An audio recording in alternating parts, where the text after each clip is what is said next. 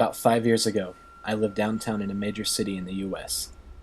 I've always been a night person, so I would often find myself bored after my roommate, who was decidedly not a night person, went to sleep.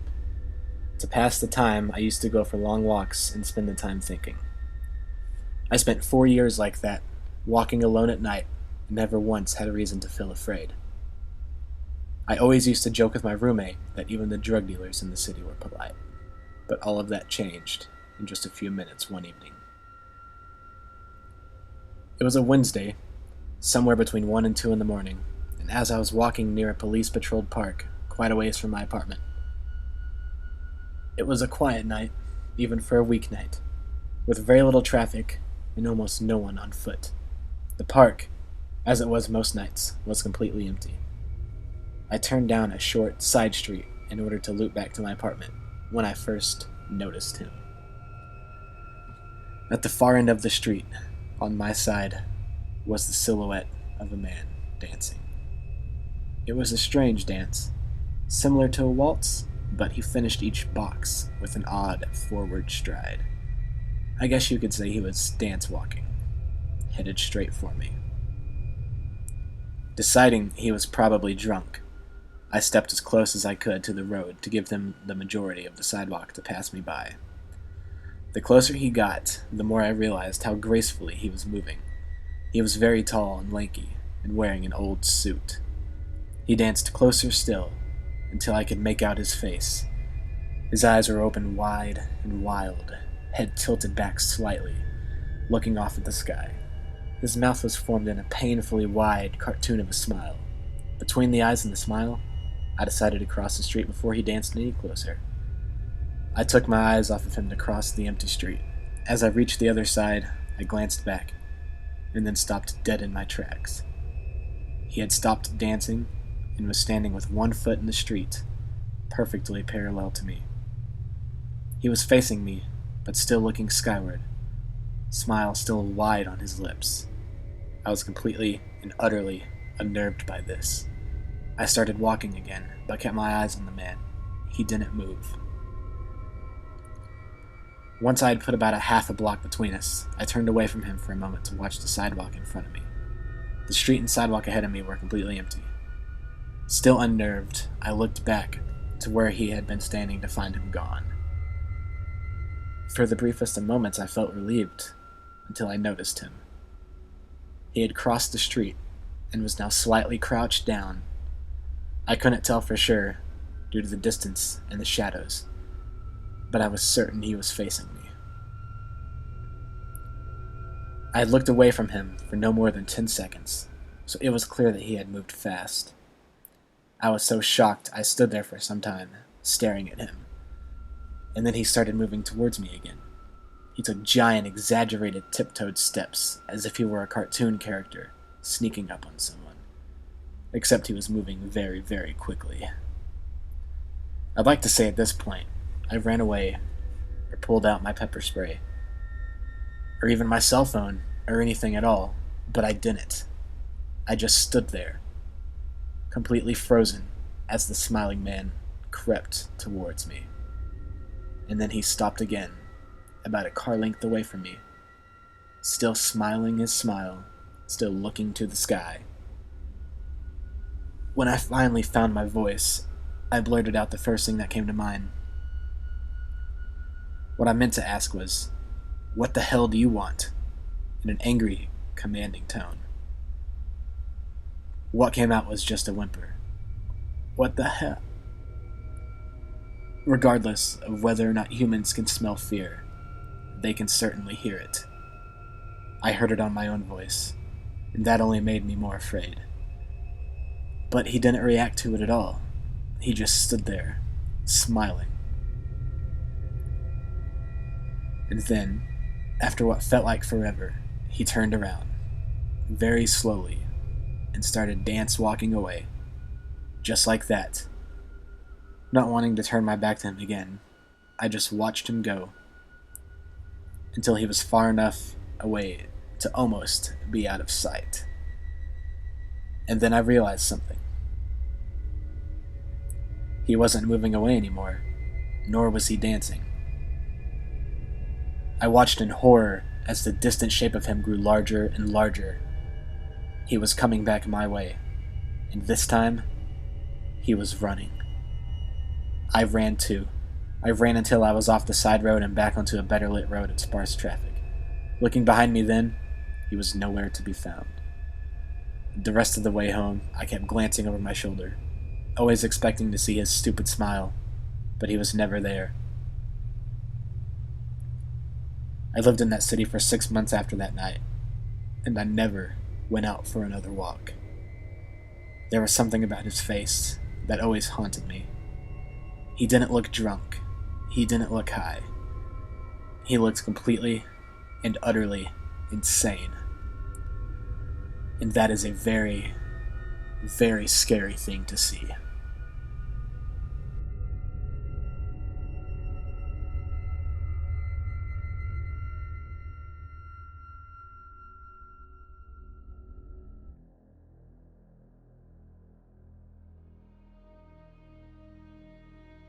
This took place 4 years ago, when I was a new nurse. I live in Sweden, and I'll take a moment to explain what my job was like. On evenings, nights, and weekends, there is a phone number that people can call and ask for medical advice. And if needed, a nurse can be sent out to have a look and do easier tasks, such as stitching, dress a wound, listen on the lungs, etc. And if needed, send the person to a hospital. It's to help those who need medical care, but not desperately enough to go to the emergency. One night, I was asked to go to an address and see an old lady who had fallen earlier that day and needed someone to check in on her since she lived alone. Easy enough, I thought. I was given the strangest directions to find the address, such as, turn left when you see a stone that looks a bit like a badger. It's an understatement to say that this place was in the middle of nowhere. It took me almost an hour to get there, the snow and ice on the road making it more difficult. Normally we work in pairs, but it was a busy night and this seemed like an easy job to do on your own, so my coworker and I decided to split to save time. As I approached the house, a small wooden cottage with no other houses in sight, I got the feeling I was being watched. If I had just trusted my instincts and turned around, it would have saved me so many problems. But I didn't. There was no doorbell, and the door was open, so I stepped inside shouting, "It's the nurse! I've come to see that you're doing okay, Mrs. K." There was no answer, and I couldn't find the light switch, so I took out my mobile phone and used it as a flashlight. The place smelled like cat urine and mold, and I wondered if the old lady hadn't heard me, and if I would scare her half to death by showing up in the darkness of her home. Then suddenly, I hear the door shut behind me, and instinctively knew it wasn't the old lady who had snuck up on me. "Please don't be scared, dear," I hear a woman's voice from somewhere close by. I turn around and see a man behind me, thin and tall, and with the haunted stare of an abstinent druggie in his eyes. Fuck, I thought. I had been warned about things like this. It's common knowledge that we carry morphine and other goodies. I'll hand it over if it comes to that. Not worth fighting him for a few milliliters of morphine or Stesolid or whatever it is he wants. As calmly as I can, I look him in the eyes and say, "Is she your mother? I heard she had a fall today and I need to check her for signs of a concussion." With that, I spun around and went over to the old lady, looking scared and regretful, where she was curled up in the corner of a small sofa in the cold, dark kitchen. The man said nothing, but stared at me with hostile eyes as I grabbed my bag and got out the little light I used to check the old lady's pupils. I take my time examining her and try to come up with a plan of action. The man is blocking the only door out, and between him and myself there is a kitchen table, a large bread knife within his reach. I gasp for air and pretend to have noticed something wrong with the old lady. "Please don't be alarmed, Mrs. K, but I think I need to get you to a hospital tonight." I lied in my best good nurse voice. I planned to pretend to phone the ambulance, but instead phoned the police. Then I turned to the man, pretending not to notice him staring at my bag, shaking with abstinence. "Please, come here and sit with your mother while I call an ambulance." No phone signal here, love. He smiles and comes closer, eyeing the knife on the table. I realize that it might take a long time before my coworker starts to miss me, and when she does, she won't know where exactly I am. If I was going to get out of this mess, I would have to come up with a solution myself. No one was coming to save me. "Is he your son?" I asked the woman. "He takes my pain medicine from me," she sobs. "And my pension. I'm sorry. He scares me." I look again at the bump on her forehead and realize that it's not from a fall, but from a punch. So he is violent then, I thought to myself. It seemed that the smartest thing to do was to give him all the drugs I had on me and hope he would be happy with that and let me go. But then what if he feared I would call the cops now that I knew who he was? Give me your car keys and the bag. He says, a sly smile dancing on his thin lips. "No, I can give you something for the abstinence, but then I need to go see my other patients. I'm running late," I replied, trying to make it sound like others were waiting for me to arrive. I don't think you will have any more patients tonight. He was holding the knife in one hand, the sharp end up. He held it like he knew how to use it. People who threaten you with a knife but have no experience using one will often hold it high but with the sharp point downwards. But if you know what you are doing and aim for maximum damage, you point it up. This was a red flag for me. Two thoughts ran through my mind at this point. He is a violent, unpredictable druggie and might want to kill me and the old lady, and I will fight with everything I got, even if it's not that much. At that moment, I throw over the bag, intentionally aiming for the corner so he had to turn around to retrieve it. As he did, I took a step forward and kicked the knife out of his hand as hard as I could. I was wearing winter boots with spikes under them against the ice, and they ripped several small wounds on his hand. I then pushed my knee hard into his kidney and used both my hands to force one of his arms up on his back. I was amazed at my own reaction. I'm not a violent woman. The old lady cried, but didn't move from her corner and made no effort to stop me. Let me tell you one thing about my background. I live in Sweden, but my parents were immigrants escaping the nightmares of Bosnia. In my childhood, I've seen horrible things and learned from a young age that there are situations in life when you have to fight to stay in the game. My dad had drilled all us kids in self-defense and Krav Maga, but I had never once used it before. The druggie guy tried to get up from under me and attempted to kick me, but didn't reach as I was sitting on his upper body. I realized that if he gets back up, my chances would be slim. So instead, I found the carotid artery and pushed. As he passed out, I grabbed the old lady and headed for the car, terrified that he might soon be waking up and give chase. As we reached the main road and got a signal on the mobile, I phoned the police and an ambulance to the address. The old woman said nothing during the ride into town. Later that night, a policeman came to my workplace to talk to me. It turned out that the druggie was well known to them. He had just served a sentence for killing a man, jumping on his head while he was out cold.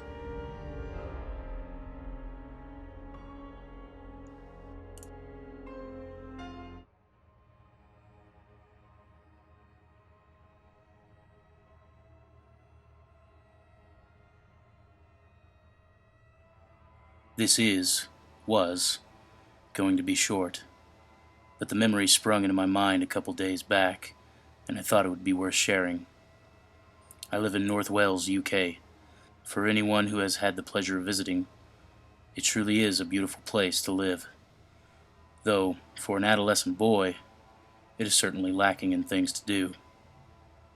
As a result, my friends and I would often find ourselves mindlessly exploring areas of countryside and coastline. Despite it being quite sparsely populated in comparison to the closest cities, there was a dual carriageway running right along the coast from Wales into England. Also, train tracks run alongside this road for most of its course, occasionally passing overhead via a small cement bridge. Anyway, there was one night, a few years ago, when about 4 of us randomly decided to try to explore the inside of one of these bridges, as one of the group had observed a manhole cover nearby, which we believed to be the entrance. On closer inspection, we discovered that several tools would be required in order to gain entry. We returned with the necessary equipment and proceeded to unbolt the cover. This had to be done stealthily, as the train track was right behind us. Not close enough to be in any danger, but definitely a sufficiently small distance to cause panic for any train driver. And panic usually means police. It wasn't long before we had removed the heavy steel disc and had started descending the ladder down into the structure. Once we had all safely reached the bottom, we decided to process to the other side. At this point, we are totally confined into a narrow space that leads into the main area. If you are confused as to what the hell this bridge is supposed to be, you probably should be, because it was rather peculiar. I mean, I would have never known there was even an inside had we not found the manhole. So as we squeeze and crouch, at one point have to scrape our bellies to get to the other side of the structure, there was a growing sense of claustrophobia between us. The distance from the end to the other is surprisingly long, but by the halfway point, you can look down through narrow gaps onto the motorway below. This was actually pretty cool, which helped us keep calm in a strange way. At this point, apart from the mid-discomfort and confinement, we were still just a group of guys on an adventure. This was all about to change dramatically. No more than a few meters beyond halfway, which we could tell due to the symmetry of the passageways through the bridge, one of us claimed they could see an object in the distance at the far end. Slightly hesitantly, we agreed to investigate. That was a bad move. I reached the end first, and let me tell you, I have never felt the same sense of dread before or since. In front of me was a single fold-away chair positioned facing the wall. On the wall was a particularly torn page from a newspaper or a magazine showing a fully naked lady in an erotic position. The reason I don't just refer to it as pornography is because something was different about it. I couldn't put my finger on it, but it seemed more sinister than sexy, if that makes any sense. More disturbingly, the eyes of the woman on display had been cut out of the page, removed with precision, not just hastily ripped out. The scene that lay before us had rendered us completely speechless, and an overpowering sense of panic could be felt collectively. That was when we found the condom. The horrendous, gut-wrenching, blood-drenched condom. Needless to say, we got the hell out of there as fast as humanly possible, smashing our knees and shins against the sharp cement edges that lined the path to the ladder by which we had entered. Of course, we were all praying to God that the manhole hadn't been resealed, as it was impossible to tell until you'd reached the ladder itself. Thankfully, the exit route was clear, and we promptly dashed as far away as our legs would carry us. I'm sure this ending comes as a disappointment to some of you who are hearing this, as we luckily never bumped into the twisted individual who sits in that chair. But I must stress how radically out of the norm this was, given where I live. The reason I mentioned the population earlier was with purpose. There's easily enough people here to escape the realm of crazy country folk, yet nowhere near enough people for someone to clearly lose grip on society without somebody taking notice. For example, there was literally only one homeless man, who everyone in the area knew and grew fond of, eventually resulting in a mass gathering at his funeral when he passed away. I sometimes think, though not recently as I had more or less forgotten about that night entirely, about the person who climbs down into the bridge and navigates through the darkness to sit facing a wall and do God knows what, that ends up with a condom full of blood. You honestly can't envision a more surreal situation. It has just come to my realization that what we unearthed that night has not once been uttered to another soul. As a naive teenager, it was the type of thing that you just wanted to forget. But thinking about it, we probably should have let the police, or at least someone, know about what was going on down there. Because it wasn't the doings of a healthy-minded individual.